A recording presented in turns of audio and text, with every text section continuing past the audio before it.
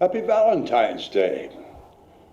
Valentine's Day, that's when we customarily or ordinarily send flowers or candy or some sort of gift to those special people in our lives.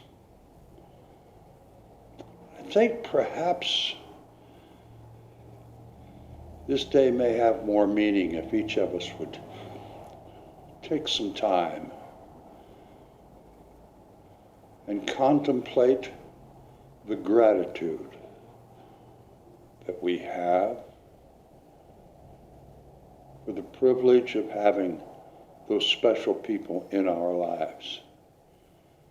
And perhaps instead of buying them something, we might let them know how grateful we are that special person or persons are part of our lives.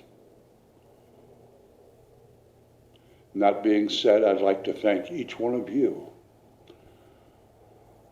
for your friendship, for your trust, for your community, for our interaction. That's very special to me.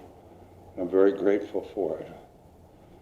But another thing I'm grateful for your presence in my life is that you give, each one of you, separately, individually, and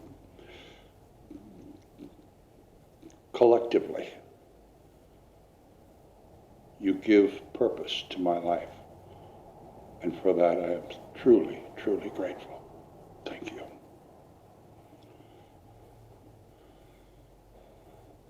This pandemic, if nothing else, has caused each of us to, I hope, become more aware of our interdependence and interconnectedness that all of us have, that we're all part of, not only just the people, but our planet, our natural resources, our environment, our air, our water. I talked a lot earlier, 10 months ago, 8 months ago, about getting ready for the new normal. I've given that a lot of thought. And actually, my friends, I hope we don't have a new normal. This world is changing faster and faster. And they say that when change comes about and starts happening, its speed increases exponentially.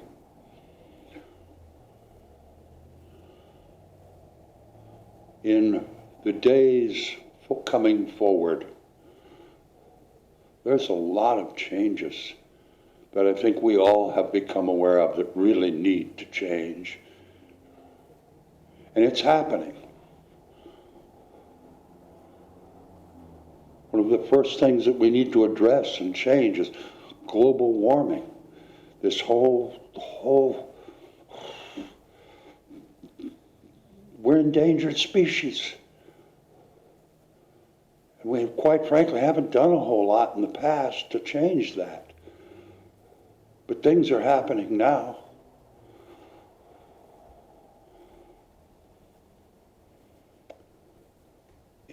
In addressing this change that we need to make, my friends, somehow globally, we have to disassemble the fossil fuel industry and at the same time design and create sustainable sources of energy.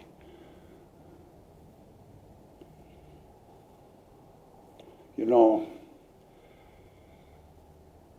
I'll save that for later. The other things, our political systems throughout the world are so controlled by big money.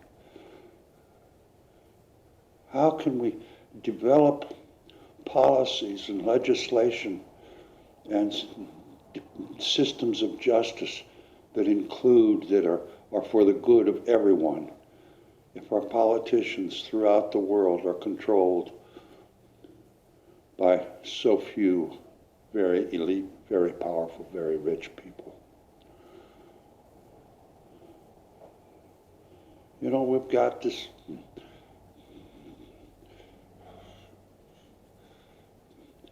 health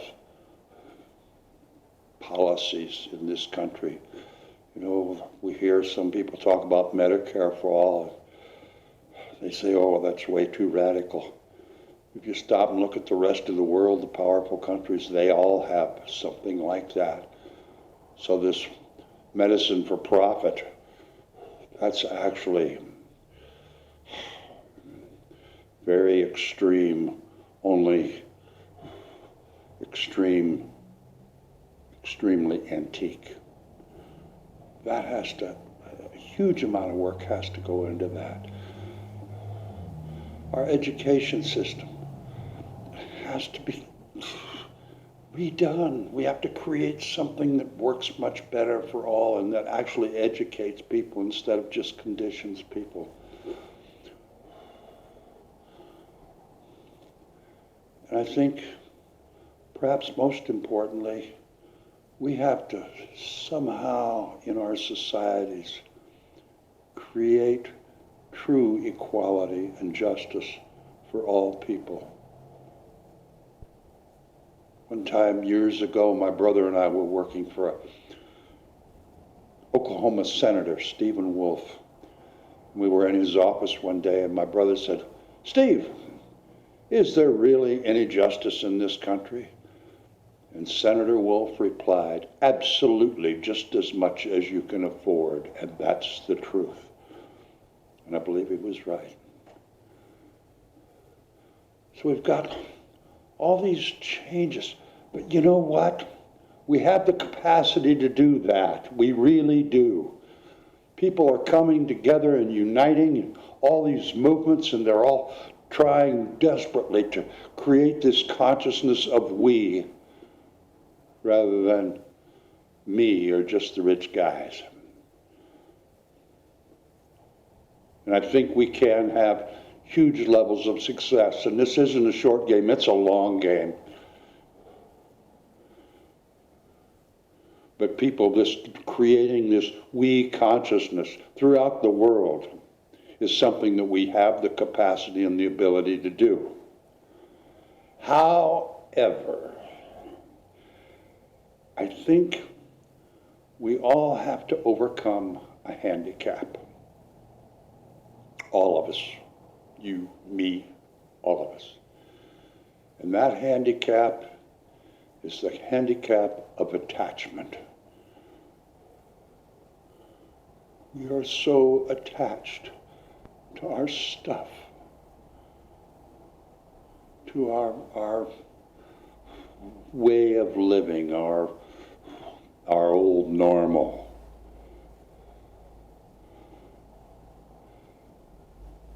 I think I could call this attachment, especially in this country, it's the gluttony of exceptionalism.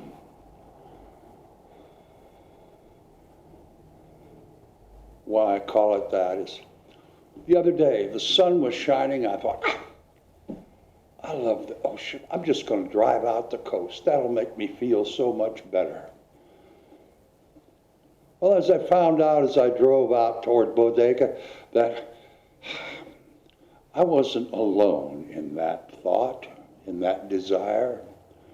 There were at least 1,000, maybe 5,000 people had the same idea. I'm going to go to the coast. That'll make me feel better. And as I was sitting in traffic with no place to turn and no way to get off the road, I thought that, you know, that trip out there takes about, in my old car, about 5 gallons of gas. There's 1,000, 2,000, maybe 3,000 people. That's 5 or 10 or 15,000 gallons of gasoline that we're just burning up and polluting the air because it's something that might make me feel better. And we're attached to our little devices. Oh my gosh, we got to have the latest thing. Do we ever really consider how many natural resources that requires? What kind of pollution is involved in making that? And what do we do with the old ones? We recycle them. We throw them in the trash. They're waste. This attachment to consumption, all of us have it. And it's killing us. It's killing our environment. It's killing our planet. It's killing our coral reefs. It's polluting our air it's raising the temperature. But we're attached. We have to learn how to transcend those attachments, let them go. We've got a whole bunch of change coming, and we can't make those changes. We can't participate in that to the best of our ability until we release a lot of attachments, a lot of old habits, a lot of the gluttony of exceptionalism. Each one of us has. I hope we can give that some thought. There's another kind of attachment that I thought about. It's the attachment to our five senses: our sight, our hearing, our smell, our taste, and our touch. And we're very attached to those with good reason. But we have another sense, well, I'll call it the sixth sense, that there doesn't seem to be that great of attachment to throughout our society.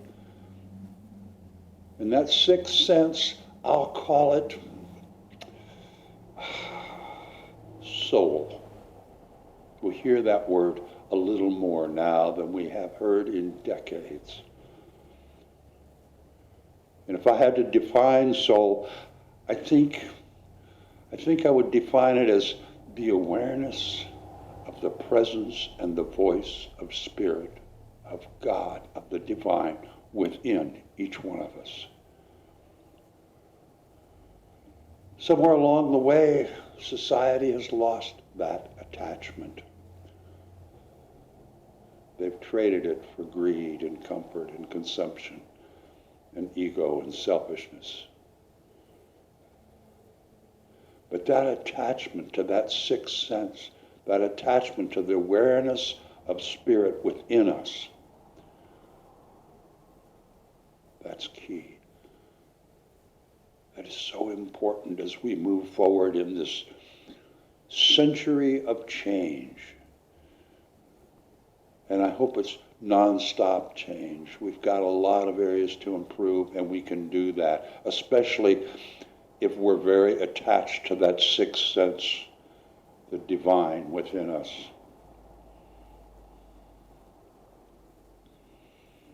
That divine Spirit, that will provide us with the wherewithal in every facet to address the pandemic, global warming, exceptionalism, consumption.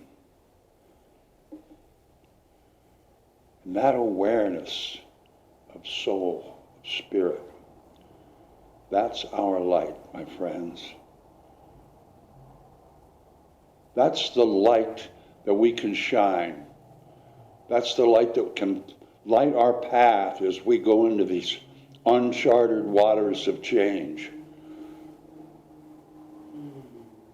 What an important gift that is.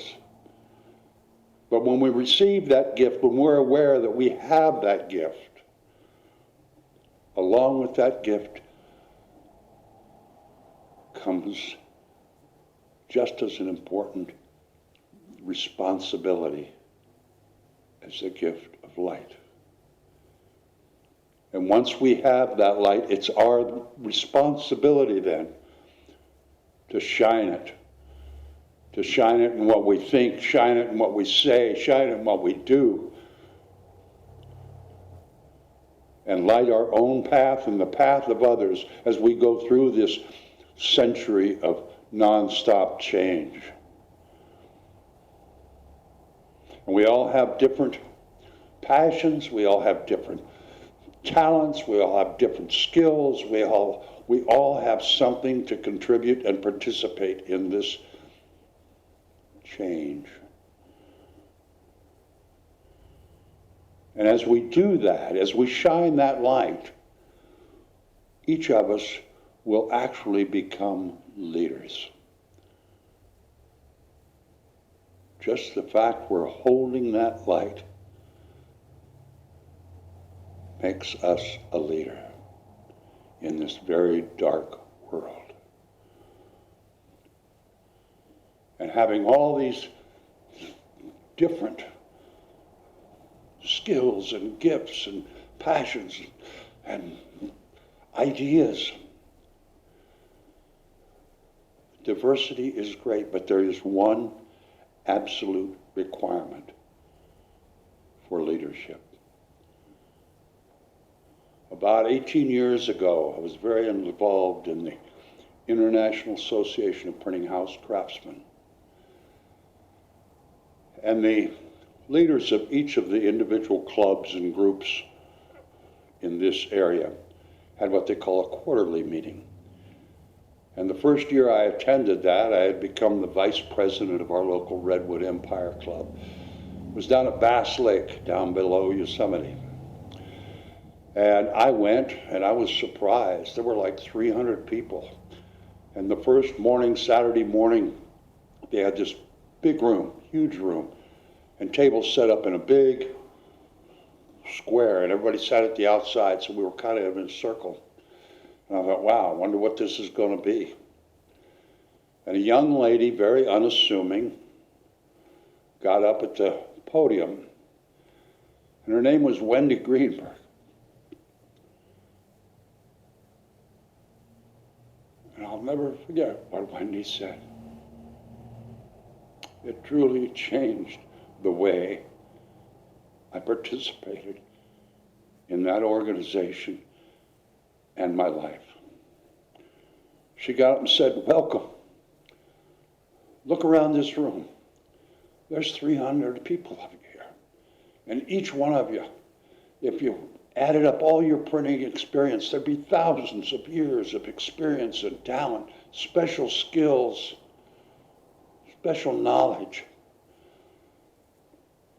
And all that together has allowed you the privilege of being leaders. And you all have these different talents and different skills and different experiences, and that's required. But there is one thing that is absolutely required from each and every one of you.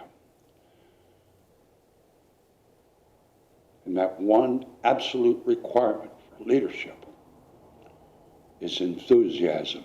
And if you don't have some, you better fake it because it's required. She walked away.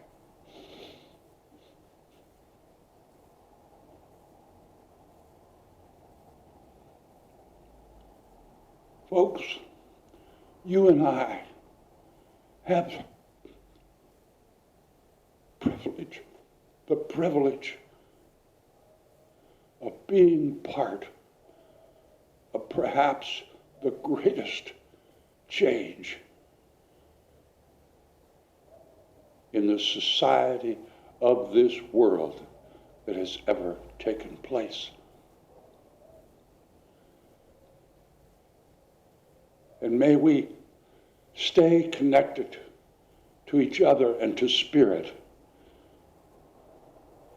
and begin this adventure, this, I don't know what else to call it, with enthusiasm and confidence and love and caring and compassion as we shine our light.